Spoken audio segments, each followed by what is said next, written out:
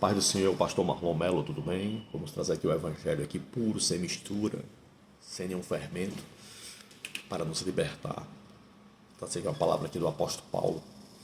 São as 4 horas da manhã, estamos aqui em oração, em jejum, em busca a Deus, tá bom? Romanos 8, 28. Sabemos que todas as coisas cooperam para o bem daqueles que amam a Deus, daqueles que são chamados segundo o seu propósito, tá? Algumas pessoas pegam esse versículo e dizem que todas as coisas cooperam para o bem daqueles que amam a Deus e estão com Deus. Mas existem duas coisas muito importantes. Eu tenho que amar e tenho que ser chamado para o propósito dele. Eu tenho que estar dentro do propósito de Deus, para todas as coisas cooperarem para o meu bem. E esse versículo algumas vezes é pregado fora de contexto. São pregados por pessoas que querem manipular a circunstância, manipular o erro, se esconder atrás do erro e dizer que um erro vai dar certo porque ama a Deus, mas esquece que às vezes está fora do propósito de Deus na vida dele. Certo? Então eu pergunto nessa madrugada: você ama a Deus? Então, se você ama a Deus, em João 14, versículo 23, Jesus diz o seguinte sobre o amor.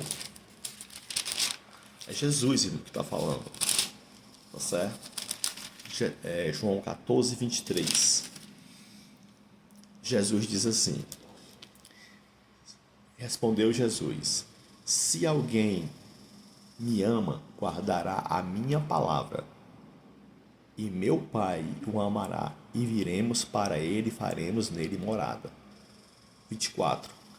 Quem não me ama não guarda as minhas palavras, e a palavra que estão ouvindo não é minha, mas do Pai que me enviou. Então Jesus está dizendo assim, ó, quem me ama é quem guarda as palavras de Jesus, é quem ama Jesus. A prova de amar Jesus é guardar os mandamentos, os ensinamentos de Jesus Cristo. Está aqui no Evangelho. Eu trago para vocês versículos que poucos são pregados por certas pessoas. Por quê? Para que o engano não caia por terra. Porque tem gente que acha que ama a Deus, mas não obedece o Evangelho. Então não ama. Deus vai vomitar. Jesus está dizendo bem claro: aqueles que me amam guardam as minhas palavras. E quais são as palavras? O Sermão da Montanha, os 7 sermões proféticos de João, o que saiu dos lábios do Senhor Jesus, como ele mesmo fala aqui no 24, que recebeu do Pai. Então, a partir desse momento, Romanos 8, 28 vai fazer sentido na minha vida, quando eu amo a Deus e quando eu quero estar dentro do propósito de Deus para a minha vida, e não dentro dos meus propósitos. Porque não que eu não possa ter, mas eu tenho que saber se Deus é aquilo que Deus quer para mim. Eu, particularmente, tenho propósitos, tenho muitos sonhos, mas Deus não permite. Então eu tenho que ficar feliz e servir a Deus, e não me rebelar contra o Deus Todo-Poderoso. Então, todas as coisas cooperam para o bem daqueles que amam a Deus e são chamados segundo o seu propósito. Esse propósito é em todas as áreas, chamado ministerial, o que ele tem a nos dar, o que ele não vai nos dar, o que nós podemos fazer, o que nós não podemos fazer. Tem pessoas que podem fazer certas coisas, mas tem outras que não podem. Deus é seletivo às vezes.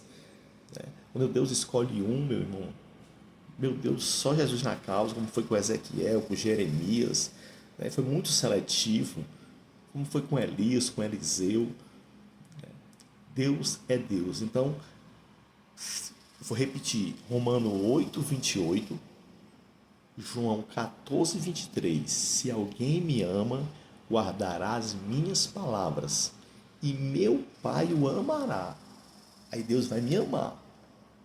Aí eu vou automaticamente, se eu amo a Jesus, eu vou estar dentro do propósito de Deus. Aí todas as coisas cooperam para o meu bem.